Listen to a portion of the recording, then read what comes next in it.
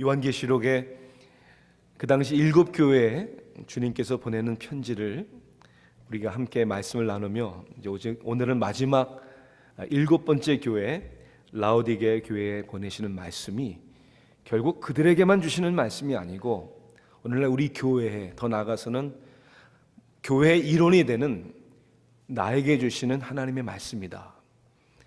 귀 있는 자는 성령이 교회들에게 하시는 말씀을 들을지어다. 오늘도 말씀을 읽고 그리고 선포되어지는 가운데 성령의 음성을 통하여 말씀을 들을 수 있는 저와 여러분 되기를 원합니다. 오늘 말씀은 요한계시록 3장 14절부터 22절까지의 말씀 되겠습니다. 신약성경 403면에 있는 요한계시록 3장 14절부터 22절까지의 말씀을 우리가 다 함께 읽도록 하겠습니다. 14절부터 함께 읽습니다.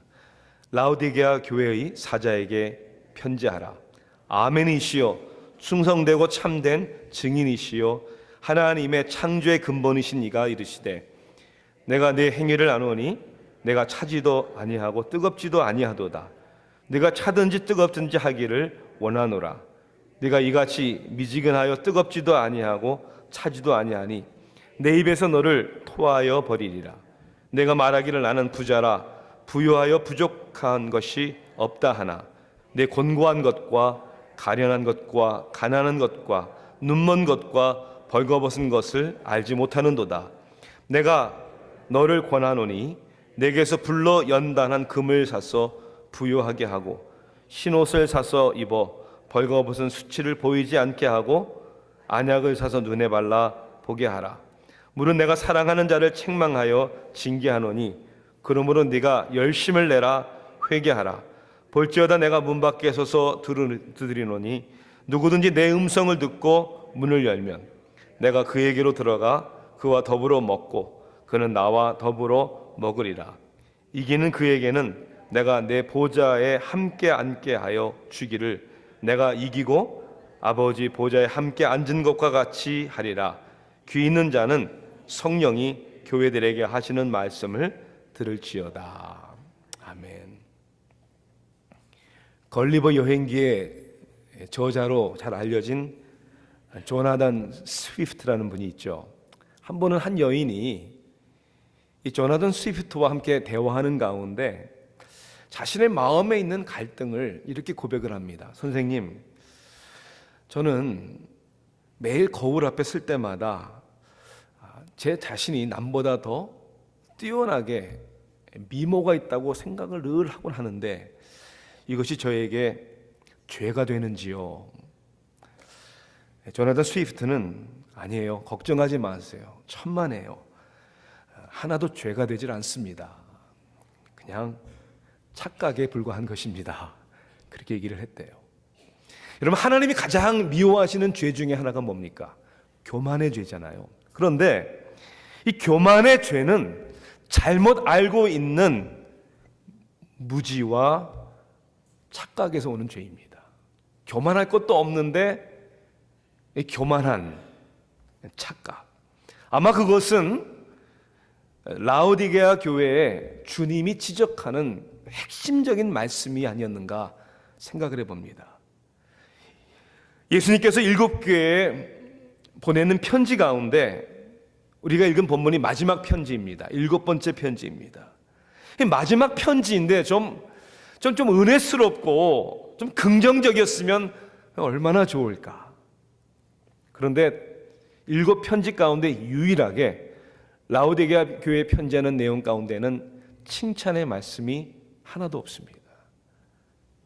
책망과 지적과 경고의 말씀뿐입니다.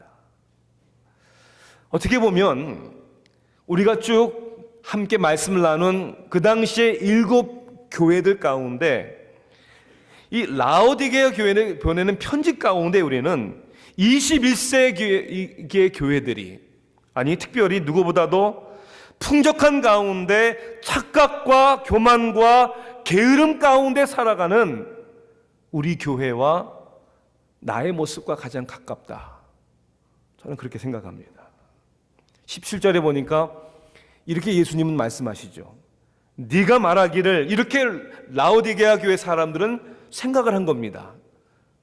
나는 부자라 부요하여 부족한 것이 없다. 부자라 부요하여 부족한 것이 없다. 사실 인간적인 관점에서 볼 때는 너무나도 사실이었습니다. 부유한 도시에 그리고 부유한 교회였다는 것은 우리가 역사적으로 증명할 수 있는 사실입니다. 편안하고 그리고 무엇이든지 즐길 수 있는, 그런 것들을 누릴 수 있는 편안한 상황 속에 있었던 것은 분명한 것이죠. 그런데 그런 상황임에도 불구하고 그 교회를 향하여 주님은 반대로 얘기하십니다. 네 곤고한 것과 가련한 것과 가난한 것을 알지 못한다. 거기에다가 눈먼 것과 벌거벗은 것을 알지 못한다. 이렇게 지적을 합니다. 그러니 이 라오디게아 교회 성도들은 교만, 아니요, 착각 정도가 아니라 완전히 스스로 속으면서 살고 있는 겁니다.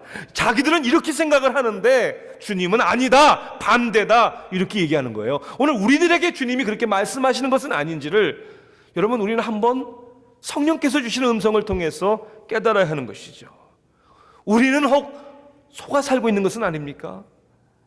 겉으로는 멀쩡해 보이지만 빈 껍데기고 속은 두려움과 부끄러움과 수치로 가득한, 영원히 병들어 있는, 그래서 주님이 하신 말씀처럼 고나고 가련하고 가난한. 20절에 예수님은 이렇게 약속하시죠. 볼지어다 내가 문 밖에 서서 두드리노니 누구든지 내 음성을 듣고 문을 열면 내가 그에게로 들어가 그로 더불어 먹고 그는 나와 더불어 먹으리라. 착각과 교만 가운데 빠져있는 라오디게아 교회가 주님의 음성을 듣고 주님 앞에 회개할 수 있는 기회를 가졌던 것처럼 오늘 선포되는 말씀 가운데 성령께서 교회에게 그리고 우리에게 하시는 말씀을 들을 수 있기를 주님으로 간절히 소원합니다. 깨닫기를 원합니다. 회개하기를 원합니다. 그리고 열심을 내는 우리의 삶에 turning around, 돌아서는 변화가 일어나기를 주님의 이름으로 축원합니다. 18절 여러분 말씀을 한번 보세요. 내가 너를 권하노니, 이렇게 지적하고 경고하신 후에 예수님께서 그들에게 권하십니다. 간절히 부탁을 합니다. 내게서 불러 연단한 금을 사서, 세상에서 얻을 수 있는 금이 아니고 주님께서 주시는 부요함을 얘기하는 것이죠. 그래서 부요하게 하고 이렇게 얘기를 합니다. 그러니 여러분을 향한, 라오디게아 교회를 향한 주님의 뜻은 그 교회가, 우리 교회가, 저와 여러분이 부요하기를 원하시는 거예요. 부요하게 되고, 그렇게 얘기를 합니다. Become rich, 이것이 하나님의 뜻입니다. 그러나 이 부요는 라오디게아 교회가 추구했던 그런 부요함이 아니겠죠. 보편적으로 사람들이 원하고 추구하는 육신의 정욕, 안목의 정욕, 이생의 자랑, 그냥 잠시 있다가 잠시 우리에게 쾌락과 안녕을 주지만 절대로 우리를 부요하게 하지는 못하는 그런 것들을 의미하는 것은 절대로 아니겠죠. 그렇다면 오늘 주님께서 말씀하시는, 우리가 누리기를 원하시는 부요함이라는 것은 도대체 무엇일까? 어떻게 하면 부요한 성도요, 부요한 교회가 될 수 있을까? 오늘 하나님의 말씀을 통해서 깨닫기를 원합니다. 그것은 그리스도 안에서, 부요하다는 의미는 먼저 그리스도 안에서만 발견되는 건강한 자아관을 우리가 발견하고 누려야 한다는 것입니다. 여러분에게 물어볼게요. 도대체 사람이 얼마나 부자가 되어야 부요하다 이렇게 얘기할 수 있을까요? 적어도 오늘 본문의 말씀을 보면 이 정도는 돼야 사실 세상적으로 부자입니다. 뭐라고 얘기를 했죠? 스스로 부자다, 부요하다 하면서 그 다음이 더 중요한 말이에요. 뭐라고 했습니까? 부족함이 없다. 무슨 얘기입니까? 나에게 더 필요한 것이 없어요. 이 정도는 돼야지 부자죠. 아무리 많이 가져도요, 여러분 원하는 욕심이 있으면 그 가난한 사람입니다. 근데 도대체 얼마나 부자였길래 라오디게아 사람들만이 아니라 교회조차도 우리 부자입니다. 그 부족한 게 없습니다. 우리는 라오디게아라는 도시의 배경을 우리 좀 공부해봐야 합니다. 이 라오디게아 교회의 배경을 보면 그 당시 금융의 도시요, 경제 중심의 도시였습니다. 쉽게 오늘날로 얘기하자면 막 은행이 있고 경제가 활발히 움직이는 그런 도시였습니다. 얼마나 부자였는가를 단면적으로 설명하는 것이 주 61년에 큰 지진이 나서 완전히 도시가 폐허가 됐습니다. 다시 도시를 재건해야 되는데 여러분 얼마만큼의 돈이 필요하겠습니까? 엄청난 돈이 필요할 때인데 로마의 도움 안 주셔도 됩니다. 필요 없습니다 하고 스스로 도시를 재건한 도시가 바로 라오디게아 교회 도시입니다. 쉽게 얘기하자면 수년 전에 루제나주에서 뉴올리언스시가 카트리나로 완전히 폐허가 됐죠. 그러면 연방 정부에서 이제 긴급 사태를 선포하고 연방 정부에 펀드를 줍니다. 근데 마치 루이지애나 주가 뉴올리언스 도시가 연방 정부 대통령에게 it's okay, 괜찮아요, 우리가 다 알아서 할 테니까 아무 염려하지 마시고 도네이션 같은 거 보내지 않으셔도 됩니다, 이런 거하고 똑같은 거예요. 얼마나 부자였길래. 또한 이 라오디게아는요, 유명한 옷 제조 공장이 많은 곳으로 알려진 곳입니다. 그 당시에 이 라오디게아 지역에 질이 좋은 양털들, 많은 양을 키웠고 그 양털로 옷을 생산하는 공장이 많은 도시였습니다. 그 지역에서 가공되었던 옷을 그 당시에 추리미타라는 그러한 브랜드와 마찬가지죠. 그 소문이 날 정도로 대량으로 옷을 생산을 했습니다. 오죽하면 라오디게라는 도시의 별명이 뭐냐면 바로 이 추리미티아라는 말을 인용을 해서 추리미티아리아라는 도시로 별명이 지어질 정도로 그렇게 옷이, 좋은 옷들이 풍부한 도시였습니다. 더 나아가서 이 라오디게아는 의료기술과 병원시설이 뛰어난 곳이었습니다. 그 당시 우상숭배하는 성전이 마치 의대와 같은 곳이라서 그곳에는 많은 의사들을 배출해내는 유명한 의사들을, 어느 정도였냐면요, 주시스와 알렉산더 필랄레터리라는 의사들은 얼마나 유명한지 그 당시에 사용되었던 동전에 그들의 이름이 새겨졌다는 거예요. 특히 귀와 눈의 질병을 치료하기 위한 연고로 유명했고, 라오디게에서 만들어진 안약은요, 그 효과가 인정되어 가지고 멀리 있는 사람들까지도 그 약을 구입을 하는 그런 도시였다는 거예요. 자, 이런 배경 가운데 잘 들어보세요. 돈이 많은, 옷감이 많아서 충분히 옷을 입는, 그리고 약이 뛰어난, 특히 안약이 뛰어난 그 라오디게아에 있는 교회를 향하여 뭐라고 얘기합니까? 가난하다, 벌거벗었다, 그리고 네 눈이 멀어서 보지 못하니까 돈으로 내가 주는 안약을 사서 치료해라.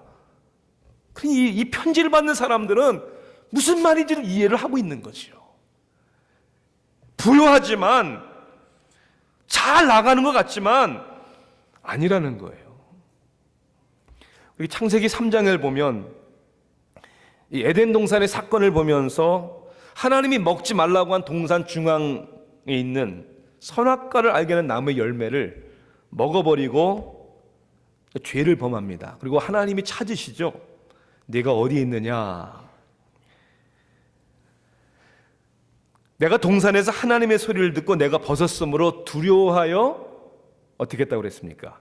숨었나이다. 여기서 세 가지의 단어를 여러분 생각해 보세요. 내가 벗었다, 뭐예요? 부끄러움. 그리고 두려워해서 어떻게 했다고요? 숨었다.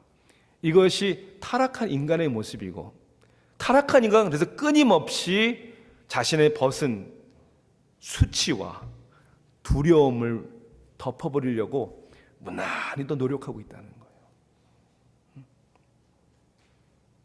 어떻게 해요? 돈으로, 쉼으로, 명예로, 누가 인정해 주는 것으로 자신의 수치와 두려움을 마치 가리려고 하는. 여러분, 명품으로 온 몸을 가리면 그 사람이 명품이 됩니까? 아니요. 정말 우리의 중심의 문제를 해결해야 되는 것이죠. 마치 덴마크의 한스 크리스천 앤더슨이라는 사람이 쓴 벌거숭이 임금의 이야기, 여러분 어렸을 때 다 읽어보셨죠? 기억나시죠? 늘 좋고 화려한 옷을 욕심내는 왕에게 아주 약삭빠른 두 명의 재봉사가 찾아와 제안을 하잖아요. 속이잖아요. 얼마나 옷감이 좋은지 그냥 보통 사람들, 어리석은 사람들은 보지 못하는, 그래서 옷을 지어서 옷을 입혀주죠. 옷이 아니잖아요. 임금은 그 욕심에 옷을 입은 것처럼 착각하라고 나중에 행세를 합니다. 사람들은 다 벌거벗은 임금이 보이는데 무식한 사람이라고 책망받는 게 두려워서 아무도 말하지 않습니다. 근데 누가 얘기를 하죠? 한 꼬마 아이가 벌거벗은 임금이라고 지적하고 이야기를 하잖아요. 이게 오늘날 우리들의 행복과 인생의 부유함을 추구하는 사람들의 모습이라는 것이죠. 마치 먹고 입고 마시는 것이 전부인 것처럼 착각을 하고, 남들이 다 그렇게 하니까 나도 그렇게 살아야 하는 것처럼 착각의 속임수에 빠져서 어떻게 보면 거짓의 술 도가니에 취해있는 우리 인생들을 향하여 오늘 하나님께서는 성령님을 통하여 우리에게 말씀하시는 거예요. 뭐라고 말씀하시냐면 You are naked, 벌거벗었다. 어느 시대보다, 어느 나라 사람보다 부유하게 살고 있는 우리의 환경인데도 가난하다, 가련하다 라고 지적하는 거죠. 시퍼렇게 눈이 떨어져 있는데도 하나님의 세계를 보지 못하는 우리를 향하여 내 눈이 멀어 보지 못한다 라고 지적을 하는 것이죠. 사랑하는 성도 여러분, 참으로 무엇이 우리를 부유하게 만듭니까? 우리를 참으로 인생을 건강하게 행복하게 만들어주는 것이 여러분 무엇이라고 생각을 하십니까? 그것을 깨닫기 위해서는 원래 인류의 처음 문제로 돌아가야 되는 거예요. 그래야 해결책이, 치료가 뭔지를 아는 것이죠. 인간에게 죄가 돌아온 후에 불행이 찾아온 것은 결국 하나님과의 관계가 끊어졌기 때문이죠. 하나님으로부터 하나님에 의해서 행복하도록 지음받은 우리들인데 결국 인간은 하나님 필요 없어요 라고 하나님을 밀쳐내고 하나님 자리의 중심에 내가 서 있는, 그것이 죄가 아닙니까? 불신했기 때문에. 예수님은 이렇게 얘기하죠. 나는 포도나무여 너희는 가지니. 여러분, 가지가 살아있고 열매를 맺으려면 어떻게 해야 되는 거예요? 나무에 붙어 있어야 되는 겁니다. 가지가 나무에서 떨어져 있으면요, 잠시는 무성해 보여요. 잠시는 괜찮아 보이지만 결국 메마르게 되어 있고 죽은 겁니다. 그러니 해결책이 뭡니까? 깨지고 끊어진 나와 하나님과의 관계, 결국은 예수 그리스도로 말미암아 다시 회복되고 다시 연결되어야 하는 것이죠. 예수 그리스도로 말미암아 하나님과 나와의 끊어진 관계가 연결되어야 되는 거예요. 그래서 비로소 그리스도 안에서, 하나님 안에서의 나의 존귀함을 발견하게 되는 것이죠. 그분 안에서의 삶의 의미를 알고, 인생의 목적이 이런 거구나 발견하게 되는 것이고, 하나님이 공급해 주시는 사랑과 능력으로 세상을 넉넉히 이기며 살아갈 수 있는 것이죠. 이것을 알고 누리는 사람이 부요한 사람이다 라고 성경은 정의하는 것입니다. 그렇다면 이 세상의 돈도, 공부해서 얻는 학위도, 직장도, 사업도, 캐리어도 의미가 없다는 것입니까? 천만의 말씀이에요. 의미가 있죠. 대만 출신으로서 크리스찬이면서 스탠포드 대학교의 경제학 교수인 찰스 리라는 분은 이러한 하나님 안에서의 의미와 행복을 수학 공식으로 이렇게 풉니다. 너무나 간단한 거니까요. 저도 이해했으니까 여러분도 이해하실 거예요. 여러분, 0이라는 숫자는 스스로는 아무 가치가 없어요. 그렇죠? 의미도 없고 가치가 없어요. 아무리 0이 많아도 가치가 없는. 그런데 많은 0의 숫자의 앞에 1이라는 숫자를 딱 놓으면 가치가 완전히 바뀌어진다는 거죠. 마찬가지로 세상의 모든 것 자체는 그 자체는 의미가 없다는 거예요. 돈 자체에도 의미가 있을 수 없고, 학위, 실력, 사람들이 추구하는 세상의 사랑 자체에도 의미가 없다는 거예요. 그래서 세상 노래 가운데 가장 사랑의 노래가 많습니다. 그것도 아픔에 대한 사랑의 노래가 많은 이유가 거기 있는 거예요. 이 세상의 것들은 그 자체로는 0과 같은 의미가 없는 거지만 그 앞에 하나님이라는 숫자를 딱 놓으면, 그러면 세상의 모든 것들이 의미 있는 것으로 바뀌기 시작하는 거예요. 돈도 의미가 있는 거고, 여러분들의 캐리어도, 공부도, 사랑의 관계도, 가정도 다 의미가 있는 것이죠. 그 하나님 안에서의 그 의미와 부요함이 발견되는 겁니다. 여러분 믿으십니까? 이 부요함 가운데, 내가 이런 사람이구나, 내가 하나님의 사람이고 하나님의 사랑을 받은 사람이구나, 이것을 깨닫고, 그리고 날마다 누리시는 우리 성도님들 되시기를 주님의 이름으로 축원합니다. 건강한 자화관을 하나님 그리스도 안에서 발견하는 것이죠. 부유한 성도요, 부유한 교회는 또 누구인가? 두 번째는 이겁니다. 열정적이고 선교적인 삶을 사는 사람입니다. 열정적이고, 저는 사명적인 단어도 있지만 선교적인 단어, 우리는 하나님이 세우신 선교사들이라는 것이죠. 라오디게아 교회는 주님을 구역질 나게 하고, 내가 어떻게 하겠다고요? 내가 토해버리겠다, 이렇게 주님이 얘기를 하십니다. 아니 뭐 주님이 좀 비위가 안 좋으신가? 왜 토해버린다고 설명을 하실까? 16절에 이렇게 얘기하죠. 네가 이같이 미지근하여 뜨겁지도 아니하고 차지도 아니하니. 그러니까 뜨겁거나 차갑거나 해야 되는데 미지근하기 때문에 토해버리겠다, 이렇게 얘기하시는 거예요. 자, 그 말의 의미를 좀 깊이 상고해 보십시다. 여기서 뜨겁다라는 헬라어는 제스토스라는 말이에요. 그러니까 물이 끓을 정도로 뜨거움을 얘기를 하는 거예요. 차다라는 단어는 수크로스라는 헬라어 단어로 얼음이, 이렇게 살얼음이 얼을 정도로 차가운 것을 얘기하는 거예요. 이 뜨겁다 차갑다를 제가 생각할 때 문득 떠오르는 거는요, 순두부찌개와 냉면이에요. 물냉면이었어요, 저는. 순두부찌개가 딱 나오면요, 딱 어때요? 보글보글 끓어야 제맛이에요. 이게 식어서 나오면 계란을 깨서 넣는데도 이게 풀어지지 않고 잘 익지 않을 정도로, 그 맛 없는 거예요. 그렇죠? 보글보글 끓어야 맛있어요. 물냉면을 시켰는데 딱 나오면, 잘하는 냉면집 보니까 얼음이 이렇게 딱 섞여 있잖아요. 차가운 냉면 딱 들이키면, 죄송해요 여러분, 시장하실 텐데 미지근한 냉면 상상할 수 없잖아요. 근데 그 정도 이상이에요, 사실은. 왜 미지근한데 토할 정도인가? 이 편지를 받는 라오디게아 성도들은요, 그 의미를 정확하게 무슨 말인지 이해하고 있었습니다. 라오디게라는 시를 끼고 도는 리쿠스라는 강이 있습니다. 그 반대편에는 그 당시 유명한 헤라폴리스라는 온천이 많이 있었어요. 그 온천에는 우리말로 얘기하면 광천수, 미네랄 워터가 흐르고 있었어요. 근데 이 광천수는요, 아주 뜨겁지도 않고 그렇다고 차갑지도 않은데, 그 미지근한 광천물이 혹 실수로 입에 들어가면 구역질이 날 정도고 토할 수밖에 없는 그 정도의 물이었다고 합니다. 그러니까 라오디게아 사람들은요, 그 맛을 아는 거예요. 주님이 토하시겠다, 마치 구역질 나게 하는 헤라폴리스의 광천물과 같은, 너희들은 나를 구역질나게 토하게 하는구나. 아니 도대체 여러분, 사람을 가장 이렇게 역겨웃게 하고 토하게 하는 게 뭔데 주님은 이렇게 말씀하실까?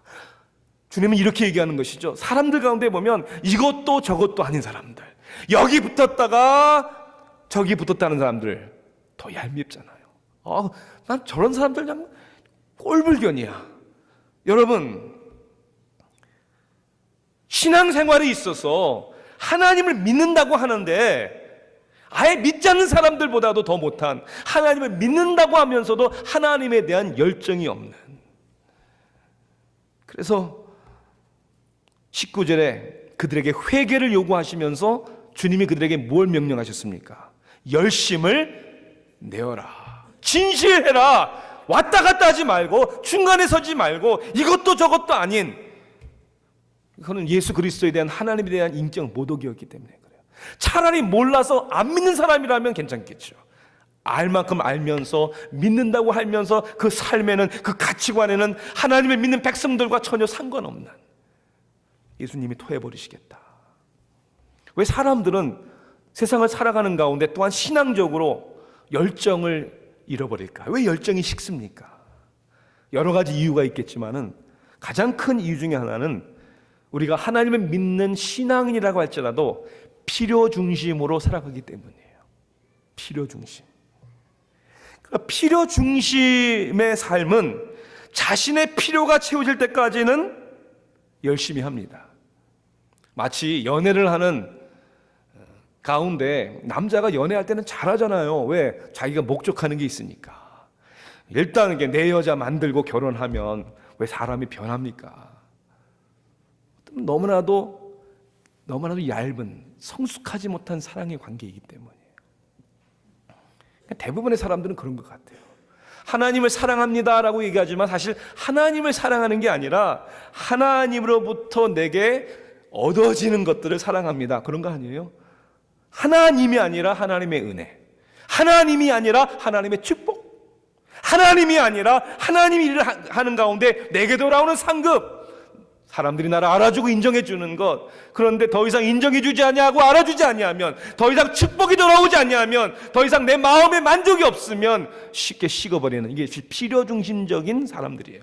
그러니까 라오디게아 교회 성도들이 그랬던 거예요. 필요한 게 없잖아요. 부족한 게 없잖아요. 다 있잖아요. 다 있으니까 뭐 그렇게 열심히 기도하지 않아도, 그렇게 매달리지 않아도 되는 거예요. 여러분, 하나님이 시시한 하나님이라면 it's okay. 뭐 그런들 하나님이 어떻게 하시겠습니까? 그런데 오늘 그 라오디게아 교회 편지하는 주님이 당신 스스로에 대해서 뭐라고 얘기하시는지를 14절에 여러분 한번 읽어보세요. 같이 한번 다시 볼까요? 라오디게아 교회의 사자에게 편지하라. 아멘이시오, 충성되고 참된 증인이시오, 하나님의 창조의 근본이신 이가 이르시되. 여러분 잘 들으세요. 우리가 그저 필요 중심의 삶을 살아갈 수 없는 이유는 우리를 만드신 하나님이 우리에게 사명과 목적을 이 땅에서 주셨기 때문입니다. 아멘이 되시고 충성되고 참된 증인 되신 주님, 하나님의 창조의 근본이신 이가 뭐라고 말씀하십니까? I know. 내가 네 행위를 안다. 내가 네 삶을 안다. 내가 네 중심을 안다. 다 들여다보신 하나님. 주님이 아시고 주님이 판단하시는 거예요. 우리의 인생이 내가 살아가고 내가 판단하는 것이 아니라, 사람들이 우리 인생의 성공과 실패를 판단하는 것이 아니라 주님이 판단하시기 때문에. 그렇다면 내 기준과 수준의 부유함을 추구하면서 살아가는 것이 아니라 하나님이 주신 사명적, 선교적인 삶을 살아야 되는 것이죠. 하나님이 나를 만들으셨다는 사실, 하나님이 나를 만드셨다면 만드신 이유가 있다는 사실, 그러면 나를 향한 하나님의 목적은 무엇일까? 내 마지막 숨을 쉬는 순간까지 나는 이 목적과 사명을 가지고 달려가겠습니다. 바로 이것이 열정적인 선교적인 삶의 모습이라는 것이죠. 소선지자를 보면 미가서 가운데, 미가 선지자는 이렇게 얘기합니다. 내가 무엇을 가지고 여호와 앞에 나가면 높으신 하나님께 경배할까? 내가 번제물로 일련된 송아지를 가지고 그 앞에 나아갈까? 그 당시에 이스라엘 백성들의 어떤 종교 행위에 대해서 하나님이 뭘 기뻐하실까? 어떤 제사를 기뻐하실까? 하나님은 미가 선지자를 통해서 이렇게 얘기합니다. 사람아, 주께서 선한 것이 무엇임을 내게 보이셨나니 여호와께서 내게 구하시는 것은. 여러분, 이것이 저와 여러분에게 지금 충격적으로 들려야 되는 거예요. 왜? 우리가 하나님께 구하는 것은 이게 우리의 기도잖아요. 맞습니까? 대부분은. 그런데 우리가 하나님께 구하는 것이 아니라 여호와께서 내게 구하는 것은, 그것이 뭘까? 오직 정의를 행하며 인자를 mercy 사랑하며 겸손하게 내 하나님과 함께 행하는 것이 아니냐. 자기 필요 중심의 삶은 절대 이렇게 살지 않습니다. 왜요? 이렇게 살려면 손해되기 때문에, 고생해야 되기 때문에, 욕 좀 먹어야 되기 때문에, 때로는 왕따도 당해야 되기 때문에, 때로는 순교도 당해야 되기 때문에 자기 필요 중심의 사람은 절대 이렇게 살 수가 없다는 것이죠. 오늘의 우리들의 삶의 가장 중요한 것은 내가 어떻게 살아갈까가 아니라, 그 방법이 아니라 나는 어떻게 죽을 것인가. 여러분, 그런 고민하셔야 됩니다. 연령과 상관없이. 저는 한 2년 전인가 제가 죄송하면 제 나이 50이 되면서 이게 이제는 옛날에는 어린 종, 젊은 종, 이제 진짜 노종이 되어가는, 이제 아직은 아니지만, 그래서 제가 이렇게 곰곰하게 생각하면서 이제 그런 책을 읽으면서 많은 도전받은 그런 기회가 되어서 저도 제 인생에 꼭 영적인 것만이 아니더라도 50까지 죽기 전에 이루고 싶은 거 이렇게 썼어요. 제가 이번 수요일 날 오후에 제 아들과 함께 가서 50가지 중에 하나를 이번 수요일 날 합니다. 이게 뭔지 아세요? 스카이다이빙. 한 석 달 전에 보니까 인터넷에 싸게 세일이 나왔더라고요. 세상에 스카이다이빙도 세일이 나오더라고요.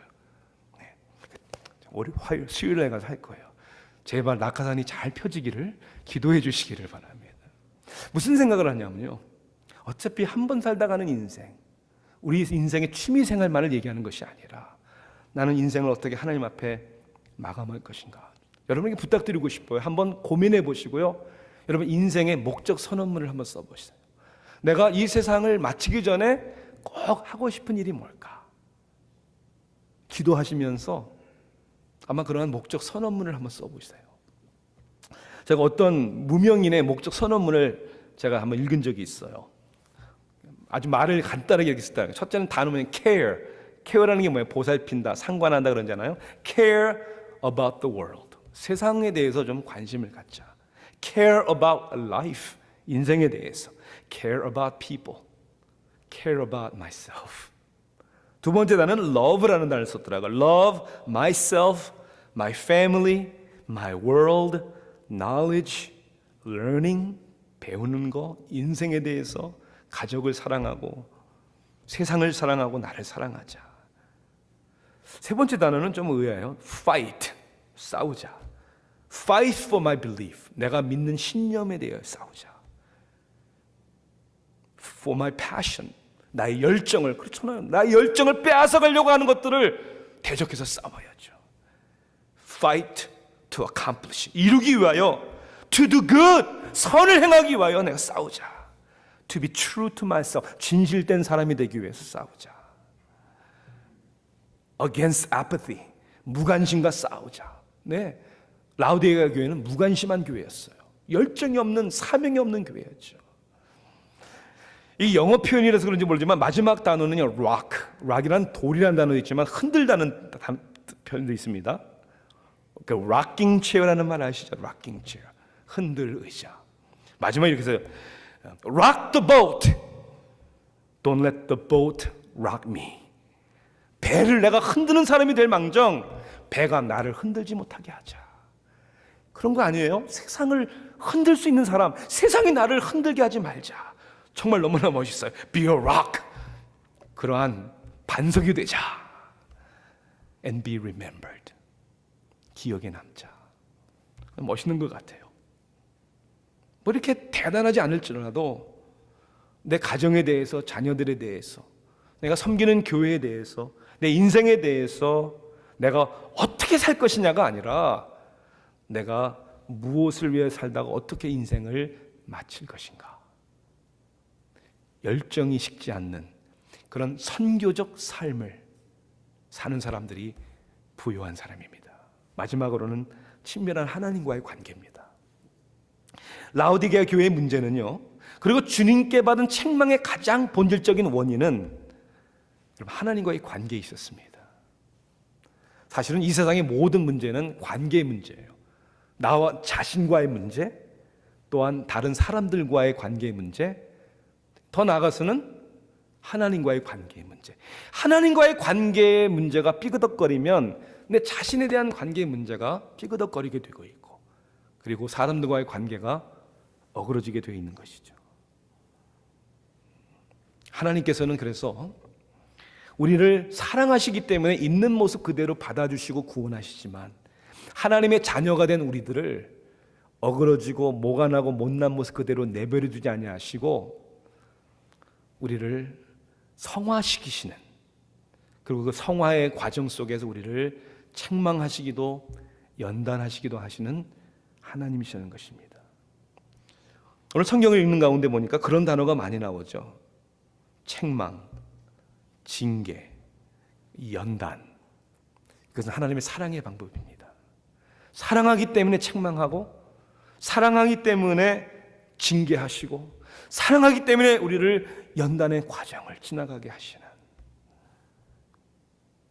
여러분, 어떻게 우리가 하나님과의 관계를 좀 더 깊게 새롭게 경험할 수 있습니까? 10절과 19절과 20절 사이에 보면 이렇게 세 가지의 우리에게 요구하시는 명령이 나오는 것 같아요. 첫째는 열심을 내라. 근데 열심을 내려면 어떻게 됩니까? 회개하라. 어떻게 회개합니까? 그래서 20절에 보니까 볼지어다 내가 문 밖에서도 두드리노니 누구든지 내 음성을 듣고 문을 열면, 우리가 해야 할 일이 뭐니까? 문을 여는 거예요. 무슨 문을 엽니까? 우리의 마음의 문을 열어야 합니다. 그런데 마음의 문을 열기 위해서는 먼저 뭐가 필요할까요? 우리의 마음의 문을 두드리시는 주님의 음성을 들어야 되는 것이죠. 이게 가장 중요한 관계의 문제입니다. 보편적으로 상담학자들은 부부 관계에 있어서 가장 큰 문제의 원인이 뭐냐? 두 가지를 얘기합니다. 하나는 selfishness, 이기주의적인 거. 그렇잖아요. 이게 죄 아닙니까? 나를 먼저 생각하는 것. 두 번째는 소통의 문제라고 얘기를 합니다. 소통이 돼야 되는데 소통이 안 되고 먹통이 될 때 아예 불통이 된 사람들이 많아요. 대화가 잘 안 이루어지잖아요. 그리고 먹통과 불통, 소통의 문제가 항상 누구의 문제라고 생각을 합니까? 항상 남편의 문제라고 얘기하잖아요. 그죠? 제가 한번 그러한 예화를 말씀드린 적이 있는 것 같아요. 남편이 정기 검진을 받으러 의사를 만났다가 이런 얘기를, 선생님, 제 아내가 이 청각력, 히어링을 잃어버리는 것 같아요. 왜요? 그러니까 말을 해도 잘 못 듣는 것 같아요. 그래서 근데 한번 집에 가서 이렇게 시험을 해보시라고, 그래서 문제가 있으면 반드시 전문의를 찾아보라고 이렇게 권면을 하라고. 어떻게 하면 되니까 일단 집에 가서 이렇게 한번 이렇게 멀리서 보지 않을 때 말을 해보라는 거예요. 못 들으면 좀 더 가까이 가서, 좀 더 가까이. 그래서 그랬대요. 저녁에 아내가 이렇게 저녁 식사를 준비하는데 저 멀찌감치해서 여보 오늘 저녁 뭐야? 이렇게 물어봤다는 거예요. 근데 대꾸가 없는 거예요. 안 들리는구나. 좀 더 가까이 가가지고 여보 오늘 저녁이 뭐야? 그런데도 대답이 없는 거예요. 큰일 났구나, 심각하구나. 더 가까이 가서 마치 기회 되는, 여보 오늘 저녁이 뭐야? 너무나 안타깝고 너무나. 그때 아내가 확 떨면서 내가 세 번째 얘기하겠는데 된장찌개야, 된장찌개. 듣지 못하는 사람이 누구였어요? 남편이에요, 남편. 하나님께 문제가 있어요? 하나님의 말씀을 안 하시는 겁니까? 하나님의 손이 짧아서 우리를 구원하지 못하시는 거예요? 아니요. 하나님과 우리 사이의 죄의 문제. 그 죄의 문제는 다름이 아닌 하나님을 인정하지 못하는, 하나님과의 관계를 우선하지 못하는. 사랑하는 성도 여러분, 여기에 은혜가 있습니다. 어떻게 우리가 하나님과의 관계를 회복할 수 있습니까? 여러분, 할 수 없어요. 하나님이 하시는 거예요. 여러분, 주님께서 우리의 마음의 문에서 문을 두드리실 때, 주님의 음성이 들릴 때, 여러분, 우리는 문을 열 수밖에 없어요. 왜? 주님의 음성이기 때문에. 지금도 하나님께서는 여러분들에게 수많은 방법과 수많은 채널을 통해서 마음의 음성을 두드리시잖아요. 그 하나님의 그 사랑, 하나님의 은혜. 그래서 우리를 부요하게 하시는, 우리를 목적 있는 삶을 만들게 하시는, 그리고 우리와 소통케 하시는 그 하나님의 그 은혜. 오늘 그 은혜가 우리에게 있기에 우리에게는 소망이 있고 그 은혜가 우리에게 늘 임하기에 누구보다도 우리 교회가 세상에서 가장 부요한 사람들이 되는 줄 믿습니다. 기도하시겠습니다. 사랑의 하나님, 우리는 알면서도 얼마나 어리석은지요. 이게 바로 우리의 죄의 문제입니다. 그 물질도 그 어느 것도 우리를 진정으로 행복하게 해줄 수 없다는 것을 알면서도 왜 이렇게 묶여있고 얽매여 있는지, 주님, 저희들에게 자유를 누리게 하소서. 내가 쥐고 있는 소유가 내 부가 아니라 섬기고 나눌 때 하나님이 주시는 부요함을 누릴 수 있다는 사실을, 오 주님, 오늘 우리들의 인생이 참으로 부요하며 아름답게 하소서. 하나님의 영광의 도구가 되게 하소서. 예수님의 이름으로 기도합니다.